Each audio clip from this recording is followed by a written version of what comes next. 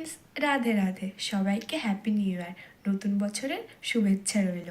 আজকে যেহেতু new year, তাই ভাবলাম আমার আজকে ডেলি ভ্লগটা তোমাদের সাথে একটু শেয়ার করি। আজ যেহেতু সোমবার, বছরের প্রথম দিন, তার উপর আবার সোমবার পড়েছে। আজকে যেহেতু খুব ভালো একটা দিন, তাই ভাবলাম আজ একটু শিব মন্দিরে যাবো, শিব ঠাকুরকে পুজো দিতে। এখন বাজে সকাল 9টা। আমার এখনো ঘর মোছা, স্নান করা, পুজো দেওয়া বাকি রয়েছে।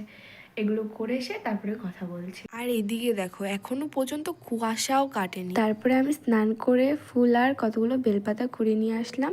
আমি অনেকগুলো নীলকণ্ঠ ফুল পেয়েছি, যেগুলো দিয়ে আমি এখন মালা গাচ্ছি। আমি একটা ছোট আর একটা বড় মালা গাচ্ছি। ছোটটা আমাদের ঘরের ঠাকুরের জন্য, আর বড়টা আমি যেখানে যাব সেই ঠাকুরের জন্য।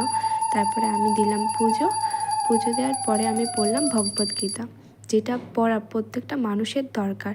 এখান থেকে আমরা অনেক কিছু শিখতে পারি। তারপরে আমি রেডি হয়ে বসে রয়েছি দুধের জন্য। তারপর ঘোষ আসলো, দুধ নিলাম, তারপরে সন্দেশ নিলাম, নিয়ে তারপর চলে গেলাম ঢাক করে। বেজে গেছে 12টার উপরেও। ঠাকুরমশাই পুজো দিয়ে চলে গেছেন। এখন বসে রয়েছি ঠাকুরমশাইয়ের অপেক্ষা। বছরের প্রথম দিনটা আমার মতে কোনো এক মন্দিরে গিয়ে পুজো দিয়ে শুরু করাটা সবথেকে ভালো একটা বিষয়। তারপর পাশে একটা গাছ থেকে নিলাম ধুতরা ফুল, তারপরে পুজো দিলাম। পুজো দেওয়ার পরে ঘন্টা বাজালাম, বাজিয়ে বাড়ি চলে আসলাম। এসে প্রসাদ খেয়ে বসে পড়লাম ভাত নিয়ে।